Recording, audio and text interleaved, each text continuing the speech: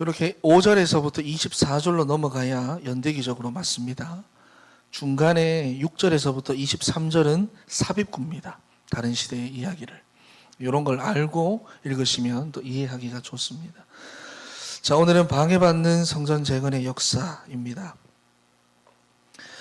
우리가 살아가다가 보면은 사단이, 흑암의 권세들이 끊임없이 우리에게 도전을 해옵니다. 창세기 3장 말씀을 보면은 사단이 우리를 어떻게 속입니까? 보는 거, 들리는 거, 말하는 거. 그러니까 우리 주변에 있는 모든 현실을 가지고 우리를 속인다, 그 말이에요. 왜 속입니까? 하나님을 떠나도록. 하나님을 떠나도록. 우리를 속입니다.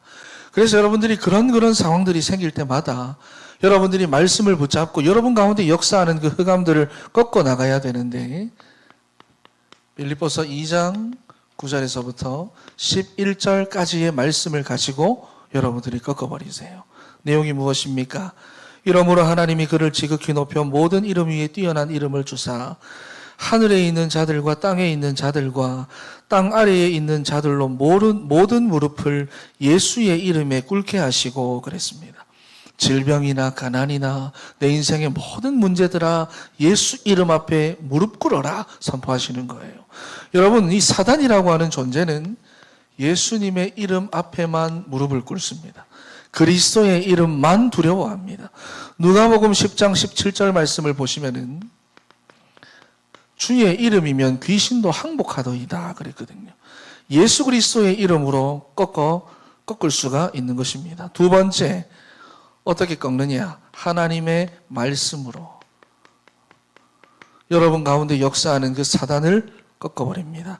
야고보 4장 7절 말씀을 보시면은 마귀를 대적하라고 그랬거든요. 우리가 마귀를 대적하면 마귀가 우리를 피하는데 대적하는 방법이 뭐냐? 바로 하나님의 말씀입니다. 그래서 마태복음 4장의 말씀도 그렇고 8장의 말씀도 그렇고 예수님께서도 사단을 대적할 때 어떻게 하시냐? 그냥 나가라고 말씀하지 않습니다. 하나님의 말씀을 인용하셔서 사단을 결박시키는 것을 볼 수가 있습니다. 그리고 계시록 12장 9절에서부터 11절까지의 말씀을 봐도 밤낮으로 참수하는 자 사단이 어떻게 떠나갑니까? 어린 양의 피와 우리가 증거하는 말씀으로 떠나간다 그랬어요. 말씀으로 하는 겁니다. 그리고 세 번째, 예수 그리스도의 이름과 하나님의 말씀을 동시에 사용하면서 흑암을 꺾는 방법이 있는데 그것이 바로 구원의 길입니다. 원래 제가 오늘부터 구원의 길을 다시 그리려고 했는데 에스라 4장을 준비하는 가운데 너무 내용이 길더라고요. 너무 내용이 많더라고요. 그래서 다음번부터 할 때부터는 구원의 길을 그릴 거고요. 네 번째가 바로 뭐냐? 찬양입니다. 우리가 드리는 찬양을 통해서 악신이 떠나갑니다. 사무엘상 16장 23절이죠. 여러분 가운데 흑암의 권세들이 틈탈 때 여러분들이 이 말씀을 붙잡고 꺾어버리시기를 바랍니다. 할렐루야. 자, 오늘 이 말씀을 서론에 왜 이야기를 하느냐? 오늘 제목이 방해받는 성전 재건의 역사입니다. 역사입니다. 그러니까 우리 가정의 성전을 재건하려고 하면, 내 인생 가운데 성전을 재건하려고 할 때 반드시 방해받는다라는 것입니다. 이것은 역사적으로 계속되어져 왔습니다. 그래서 우리가 오늘 이 부분을 두고 말씀을 좀 나눌 건데요. 내용이 조금 깁니다. 그래서 좀 간략하게 진행을 할 건데, 자, 첫 번째입니다. 성전 건축이 방해받는 배경이 있습니다. 자, 사마리아에 거주하고 있던 사람들이 돌아온 자들이 여호와를 위한 성전을 건축한다는 이야기를 듣고는 우리가 도와줄게, 함께 같이 건축을 하자, 이런 호의를 베풀었음에도 불구하고 3절 말씀을 보니까 거절해버립니다. 됐다, 싫어. 읽어보겠습니다. 3절 말씀 시작. 스룹바벨과 예수아와 기타 이스라엘 족장들이 이르되 우리 하나님의 성전을 건축하는데 너희는 우리와 상관이 없느니라. 바사왕 고레스가 우리에게 명령하신 대로 우리가 이스라엘의 하나님 여호와를 위하여 홀로 건축하리라 하였더니. 아멘. 여러분, 사실 이렇게 누가 도와준다고 이렇게 다가오면은 고맙고 감사한 거죠, 그죠? 호의를 베풀어 주는 건데 선을 닦아버렸어요. 그냥 단칼에 싫어. 너희는 우리와 상관이 없어. 우린 혼자서 할 거야. 도와주겠다는 그들의 호의를 거절해버리니까 누가 나쁘게 보일까요? 누가 나쁘게 보일까요? 돌아온 자들이 나쁘게 보이는 거예요. 그래서 이게 왜 그랬느냐? 우리가 이 이유를 잘 봐야 됩니다. 1절 말씀을 다시 돌아와서 보니까 사로잡혔던 자들의 자손이 예루살렘의 여호와의 성전을 재건한다 함을 유다와 베냐민의 대적이 듣고 그랬습니다. 여기 보니까 대적이라는 말이 있지요. 대적.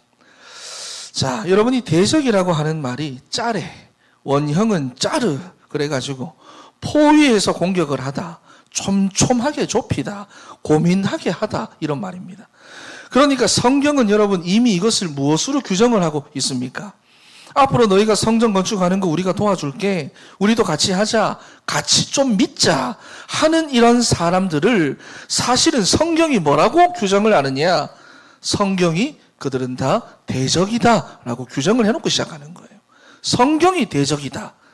그래서 처음에는 도와주는 것처럼 호의적으로 접근을 하지만 언약의 백성들이 언약을 회복하고 성전을 회복하고 제대로 정말로 하나님 나라의 일을 하려고 하면 반드시 우리를 촘촘하게 포위하고 둘러싸가지고 공격해 들어온다는 것을 보여주는 것입니다. 여러분, 그런데 우리가 다니엘서를 통해서도 미리 봤지만 기억이 나시지요?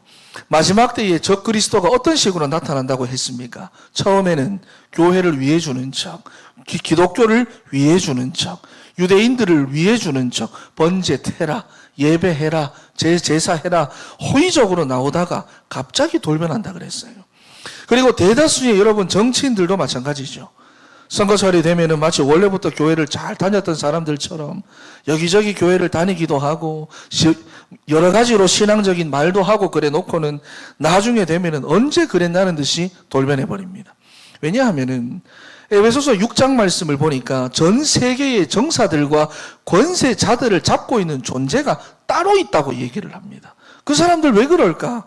그 사람들 왜 그럴까가 아니라 그런 사람들을 잡고 있는 존재가 따로 있는데 사탄이라고 말씀을 합니다. 그래서 창세기 6장 말씀에도 보니까 누가 이 하나님 따라한 세상에서 지도자 노릇을 한다고 하지요? 네피림들, 원형은 나팔, 하늘에서부터 땅으로 떨어진 사람들 이런 말입니다. 그래서 우리가 말씀대로 여러분 현장을 보고 복음으로 세상을 봐야지 자꾸만 여러분 우리가 상식으로 보려고 하고 이념으로 보려고 하면 안 되는 것입니다. 사건을 가지고 보려고 하면 안 되는 거예요. 그럼 속아요. 말 한마디에 속고 사건 하나 좀 다르게 일어나면 또 속아버립니다. 여러분 2절을 한번 봐보세요. 다시 한번 말씀을 드리지만 적대적으로 나오지 않습니다. 2절 말씀 읽어보겠습니다. 시작. 스룹바벨과 족장들에게 나와 이르되 우리도 너희와 함께 건축하게 하라. 우리도 너희같이 너희 하나님을 찾노라. 아수르 왕 에살핫돈이 우리를 이리로 오게 한 날부터 우리가 하나님께 제사를 드리노라 하니. 아멘. 여기 보니까 우리도 너희같이 너희 하나님을 찾노라.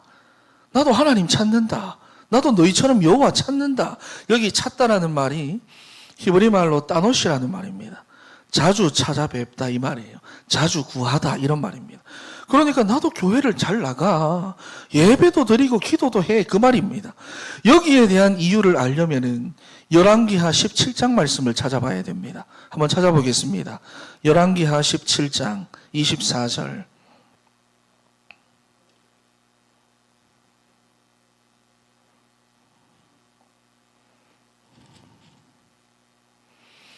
열왕기하 17장 24절.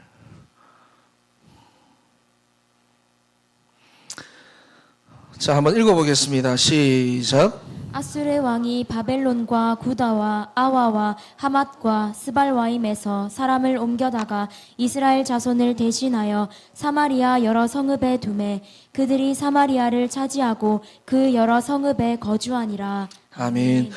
여러분, 아수르의 민족 말살 정책과 이주 정책으로 바벨론과 메소포타미아 지역에 있던 사람들을 사마리아로 이주를 시키고 또 사마리아에 있던 사람들은 죽이거나 포로로 붙잡아 가지고 반대로 고대 근동 지역으로 흩어나 버렸어요. 그러면 어떻게 됩니까? 혈통이 보존이 되지 않겠지요. 혈통이 막 섞여버리는 겁니다. 그러니까 하나님이 예레미야를 통해서 바벨론에 항복해라. 애굽으로 가지 말고 너희는 바벨론으로 가야 된다. 바벨론에 투항해야 된다. 실제로 말하는 것을 보면은 꼭 매국노처럼 말합니다. 예레미야가. 겉으로만 보면은 그렇게 들려요. 그리고 느부갓네살이 예레미야한테 바벨론으로 오면 대접해 주겠다고까지 했어요. 그래서 예레미야는 실제로 매국노 취급을 당하면서 핍박을 받습니다. 그렇다면 하나님께서 왜 겉으로 보기에는 매국노처럼 보이는 그런 일을 왜 시켰느냐 하는 거예요. 예전에 다니엘서를 하면서 패권 국가들마다 하나님께서 쓰시고자 하는 저마다의 역할이 있다고 했잖아요. 그죠? 7개의 패권 국가들마다. 기억하시죠?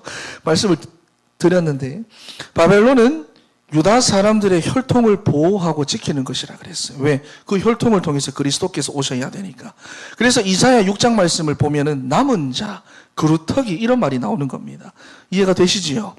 그렇다면 아수르의 역할은 무엇일까요? 아수르의 역할. 표면적으로만 놓고 봤을 때는 민족 말살 정책으로 북이스라엘의 혈통을 완전히 다 섞어버려가지고 없애버린 것인데, 그래서 유대인들이 나중에 사마리아 사람들을 막 개처럼 취급하는 그런 원인 제공을 하는 것인데, 이게 구속사적으로는 다른 의미를 갖는다는 것입니다. 언약의 혈통을 전 세계로 퍼뜨려가지고 나중에 일어날 복음의 확장과 세계 선교를 미리 준비하는 역할을 그때 하시는 거예요. 이해가 되시지요? 어찌됐건 간에 29절, 열왕기하 17장 29절 말씀을 보니까 말살 정책과 이주 정책으로 사마리아로 이주해온 이방의 사람들이 여기 와가지고 보니까 산당들을 따로 만들 필요가 없는 거예요. 이미 만들어진 곳에다가 자기의 신들을 이렇게 다 갖다 놓기만 하면 되는 것입니다. 왜냐하면 이미 사마리아 사람들이 다 만들어 놓았어요. 높은 곳, 물 좋고, 하늘과 가까운 곳, 나무 밑에 다 만들어 놓은 거예요. 그래서 30절 말씀부터 보시면은 정말로 막 다양한 신들의 이름이 나오는데 32절에 보니까 사람들 중에서 제사장을 선택해서 자기들을 위해서 제사를 드리게 하는데 자기의 신들과 겸하여 누구도 섬긴다고 합니까? 여호와도 섬긴다고 말씀을 하는 거예요. 왜냐하면 여러분 고대 근동이라고 하는 사회 문화 자체가 어디론가 이주를 하게 되면은 그 지역의 주신을 섬기는 것이 문화였습니다. 왜 그럴까요? 거기 가서도 복 받아야 되니까. 내가 거기 가서 잘 돼야 되니까.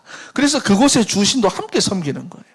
그래서 이스라엘 백성들이 가나안 땅에 처음 들어왔을 때 바알과 아세라를 섬겼던 이유가 바로 그것입니다. 와가지고 복 받으려고.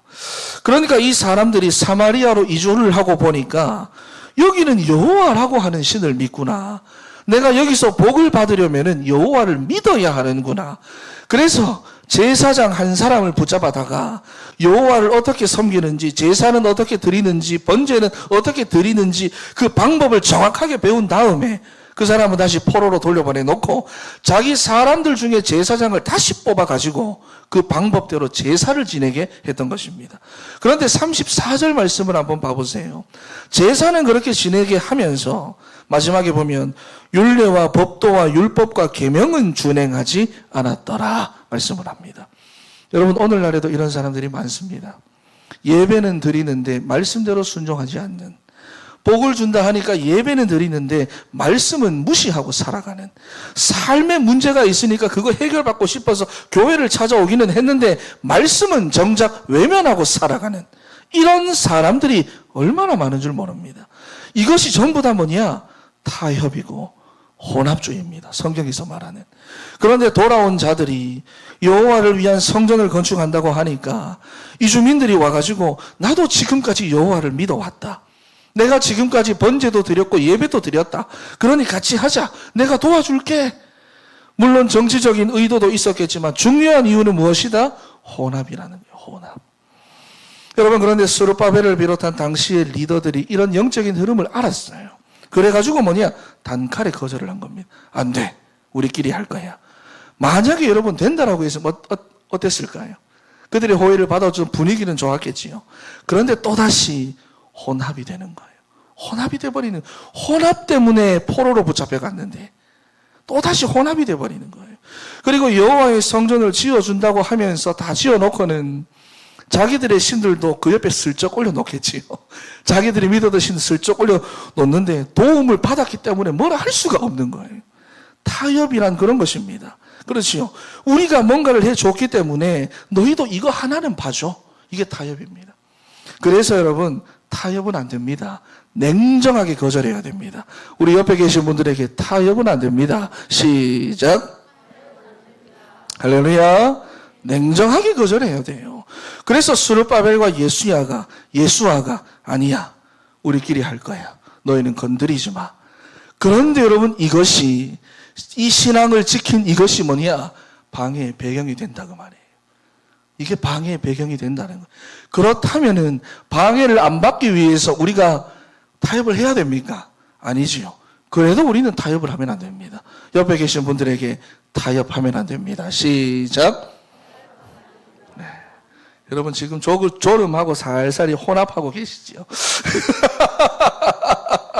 타협하시면 안 됩니다. 자, 여러분, 그래서 두 번째로 방해의 역사. 어떤 식으로 이 방해가 진행이 되느냐 하는 거예요.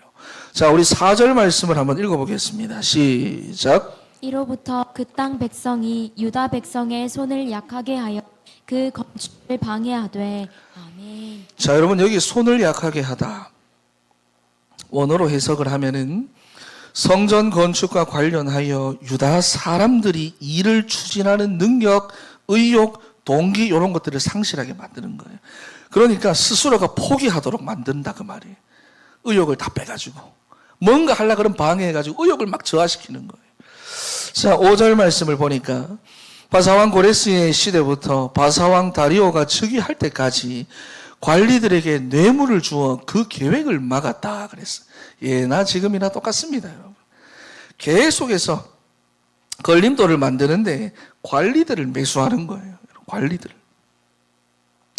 그런데 바사왕 고레스의 시대부터 해가지고 다리오가 즉위할 때까지니까 몇 년입니까?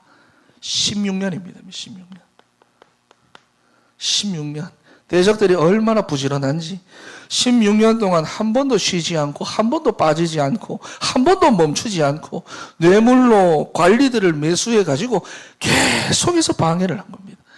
그래서 24절 말씀을 보니까 이에 예루살렘에서 하나님의 성전 공사가 바사왕 다리오 제2년까지 중단되니라. 연대기적으로는 이렇게 봐야 됩니다. 5절에서 바로 24절로 넘어와야 연대기적으로 맞습니다. 자, 그렇다면 어떤 식으로 방해를 하느냐 하는 건데요. 요게 이제 우리가 읽지는 않았지만 6절에서부터 23절까지 나오는데 요 내용은 실제 느헤미야 시대 때 이야기입니다. 아닥사스다 왕 때에 성벽 재건을 방해하는 그 이야기를 여기다가 삽입해 놓은 거예요. 왜? 이런 식으로 방해를 했다는 것입니다. 그러니까 여기 보면은 여기 왕들의 이름이 쭉 있지요. 제가 오늘 주보에 못 냈습니다. 왕들의 이름이 쭉 있습니다. 고레스 왕, 캄비세스, 수메르디스, 아하수에로, 아닥사스다. 성벽 재건은 언제 완성이 됩니까? 아닥사스다. 자, 그러니까 고레스 때부터 성전 재건이 시작이 되었는데 멈추었지요. 이때부터 시작해서 이 모든 왕들이 지나갈 때까지 이런 방법으로 방해했다. 그것을 말하는 거예요. 그 한 가지 예를 오늘 6절에서부터 23절까지 집어넣어 놓은 것입니다. 이해가 되시죠? 네. 자, 그래서 6절 말씀을 보면은 그래서 연대기적으로는 맞지 않은 아하수에로의 이름이 나오고요. 7절은 아하수에로의 아들인 아닥사스다가 나오고 그러는 겁니다. 자, 그럼 어떤 식으로 방해를 하느냐? 6절 말씀을 보니까 아하수에로가 즉위할 때 그랬습니다. 그들이 글을 올려가지고 유다와 예루살렘 주민들을 고발했다 그랬어요. 그리고 또 7절 말씀을 보니까 아닥사스다 때 그랬습니다. 자, 여기 보시면은 비슬람과 미드르닷과 다브엘과 이런 이름들이 나오는데요. 비슬람이라고 하는 이름의 뜻은 샬롬의 아들입니다. 참고하세요. 미드르닷은 우리 지난번에 봤지만 미트라 신의 선물, 다브엘은 하나님은 선하시다 이런 말인데 그러니까 이름만 딱 놓고 보면은 혼합이에요. 이미 섞여 있어요. 이 사람들은 이미 섞여 있습니다. 그리고 8절과 9절과 10절 말씀을 보시면은 방백 르품과 서기관 심세가 아닥사스다 왕에게 올려 예루살렘 백성을 고발한 글에, 그리고 9절하고 10절 말씀에 이름들이 쭉 나오잖아요. 함께 고발한다 하였더라 그랬습니다. 오늘날로 말하면 뭘까요? 우리가 예전에 했던 서명을 받는 것을 말하는 것입니다. 종이 한 장 주고 서명을 이렇게 쭉 받는 거예요. 나도 반대합니다. 나도 반대합니다. 나도 반대합니다. 자기 이름들을 쭉 적어 나가는 거예요. 두 사람의 이름만 적힌 것보다는 여러 사람의 이름이 적혀 있는 게 무게가 더 있지 않습니까? 그래서 강 건너편 유대 지역에 있는 사람들이 전부 다 반대하는 것처럼 보이도록 문서를 꾸며서 보낸 거예요. 정치 잘하지요. 정치 잘합니다. 여러분, 이게 근데 먹힐까요? 안 먹힐까요? 먹혔다는 것입니다. 이게 먹혔어요. 왜냐하면 페르시아는 넓은 지역을 다스리고 있으니까 곳곳에서 막 크고 작은 반란들이 일어나고 있습니다. 그래서 실제로 이 다리오 왕은, 다리오 이름이 빠졌구나. 다리오 왕은 왕이 되고 2년 동안 반란을 진압하는 데 시간을 다 써버렸어요. 그러니까 페르시아 왕들에게 민감한 단어가 바로 무엇이냐? 민심의 동요, 반란, 이런 말입니다. 그런데 상소가 하나 올라와가지고 보니까 유대 지역에 있는 사람들이 막 전부 다 동요하고 다 반발하고 그러고 있는 것 같으니까 왕의 입장에서는 이게 굉장히 신경이 쓰이는 겁니다. 자, 여러분, 그래서 이게 어떤 내용이냐? 11절 말씀부터 한번 보시면은, 11절 말씀을 한번 읽어보겠습니다. 시작. 아닥사스다 왕에게 올린 그 글의 초보는 이러하니, 강 건너편에 있는 신하들은 왕에게 아뢰나이다.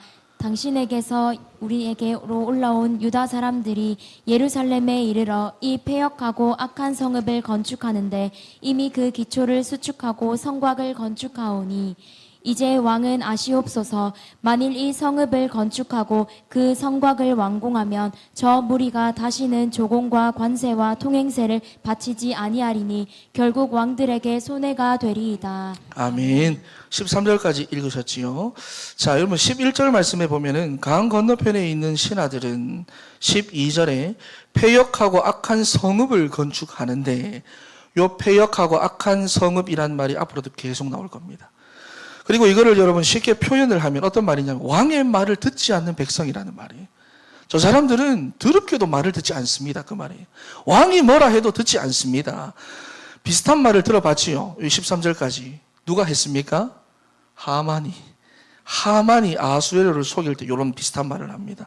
그러니까 대적들이 볼 때에 우리 이스라엘의 정체성, 하나님 나라 백성들의 정체성이 어떻다는 겁니까? 말을 더럽게 안 듣는다는 거예요. 이게 우리의 정체성입니다. 그런데 여러분, 그래야 돼요. 세상의 말을 듣는 것이 아니라 여호와의 말씀만 듣는다는 거거든요. 13절 말씀에 이제 왕은 아시옵소서. 만일 이 성읍을 건축하고 그 성곽을 완공하면 저 무리가 다시는 조공과 통행세를 바치지 아니하리니 결국 왕들에게 손해가 되리이다. 왕들에게 반란 다음으로 민감한 단어가 세금, 조공, 이런 말입니다. 그러니까 이스라엘은 원래부터가 말을 안 들어먹는 사람들인데, 저들의 성전과 성벽을 건축하게 하면 이제 앞으로는 세금, 조공, 통행세 이런 것들을 절대로 왕에게 안 바칠 겁니다. 이간질을 막 시켜야 되는 거예요. 심지어 15절 말씀을 보니까 왕은 조상들의 사기를, 역사를 한번 살펴보시면은 그 사기에서 이 성읍은 패역한 성읍이라, 예로부터 그 중에는 항상 반역하는 일을 행하여 왕들과 각 도에 손해가 된 것을 보고 아실지라. 그래서 아닥사스다가 실제로 찾아봤습니다. 찾아보니까 정말로 그랬을까요? 안 그랬을까요? 정말로 그런 겁니다. 이 민족은 말도 안 듣고 반역하기를 일삼는, 히스기야 때도 그렇고 그런 민족들인 거예요. 아, 이 민족은 원래부터가 말을 안 듣구나. 여호와라고 하는 자기 신들의 말만 듣는구나. 그래서 16절 말씀에 이 성읍이 중건이 되어 성곽이 준공되면 이로 말미암아 왕의 강 건너편은 영지가 없어지리이다. 정치를 얼마나 잘하는지 모릅니다. 반역의 프레임을 씌워놓고는 완전히 몰아가 버리는데, 뭐를 좀 하려고 하면 방해하고, 하려고 하면 공문 떨어지고, 하려고 하면 공무원들이 들이닥치고, 하려고 하면 군대가 막 투입되고. 그러니까 여러분, 아까 전에 손을 약하게 한다고 말했잖아요. 그러니까 의욕이 안 생기는, 뭔가 하려고 하면 막 스스로가 포기하도록 의욕을 다 떨어뜨리는 그러한 방해를 계속해서 한다는 것입니다. 그래서 17절 말씀부터 왕의 반응이 나옵니다. 왕의 반응 보시면은 이 모든 상소문을 전부 다 인정해버립니다. 다 인정해버립니다. 그렇구나. 그래서 21절 말씀을 보니까 여러분 공사를 그치게 하여 23절에도 보시면 공사를 그치게 하니 여러분 이게 원어로 보면은 그냥 단순히 하지 마라 이걸 말하는 게 아닙니다. 뭐냐면은 군대를 보내가지고 지금까지 공사한 성벽들을 부셔버리는 거예요. 지금까지 해놨던 걸 다 부셔버리는 거예요. 지금의 이 기록이 느헤미야 1장하고 연결이 됩니다. 지금의 이 기록이 느헤미야 1장하고 연결이 됩니다. 그리고 느헤미야 2장에 보면은 실제로 성벽이 얼마나 회파가 되었는지 느헤미야 2장에 나오는 거예요. 그러니까 문자대로 그치게만 한 것이 아니라 파괴를 그냥 해버린 겁니다. 실제로 요세푸스의 기록에 보면은 말과 군대를 예루살렘으로 보냈다 그랬거든요. 그러니까 6절에서부터 23절까지는 에스라가 왕궁에 있으면서 자기가 직접 본 것을 기록을 해서 삽입을 해 놓은 건데 성전 공사를 시작한 536년도부터 해가지고 성벽 재건이 완성될 때까지 고레스부터 아닥사스다까지 이런 식으로 방해가 계속 되었다 하는 것입니다. 여러분 계시록 12장 10절 말씀을 보니까 밤낮으로 24시간 쉬지도 않고 우리를 참수하는 존재가 나오는데 사탄이죠. 마귀죠. 이 대적이 아까 전에 뭐라고 했습니까? 촘촘하게 포위하고 둘러싸가지고 우리를 공격해 들어온다 그랬어요. 여러분 앞으로 적그리스도가 일어나면은 이런 식으로 공격합니다. 세상의 정사들, 권세자들 처음에는 호의를 베풀어 주는 것처럼 우리에게 다가오지만 결국은 뭐냐? 우리가 하나님의 나라의 일 제대로 하고 언약 붙잡고 제대로 복음 운동하려고 하면 이렇게 조여 들어오게 될 것이라 그 말이에요. 그럼 우리는 어떻게 해야 됩니까? 타협해야 합니까? 그래서 혼합해야 합니까? 양보해야 합니까? 아닙니다, 여러분. 방해를 받더라도 우리는 이러한 방해를 역사를 알지만 그래도 우리는 끝까지 타협하지 않아야 하는 줄 믿습니다. 할렐루야. 그게 우리가 되어야 돼요. 그렇게 우리 아이들을 양육해야 돼요. 그렇게 우리 아이들의 신앙 교육을 해야 된다는 것입니다. 여러분, 진정서를 넣으시겠어요? 공격형 정치적으로 싸우시겠어요? 변론을 하시겠어요? 오늘 7절에서부터 23절까지의 내용은 느헤미야와도 연결된다고 했잖아요. 성벽이 완전히 파괴가 되고 느헤미야의 동생과 친구들이 와가지고 고국의 소식을 전해주니까 느헤미야가 수일 동안 금식하며 여러분 지금 당장에 자기의 일도 아닙니다. 나하고는 사실은 별로 직접적인 일도 아니고 상관도 없습니다.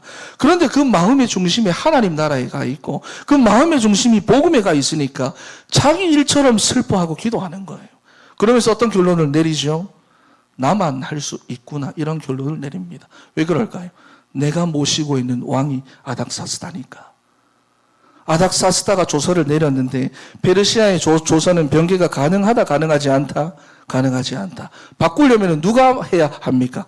본인이 해야 되는 거예요.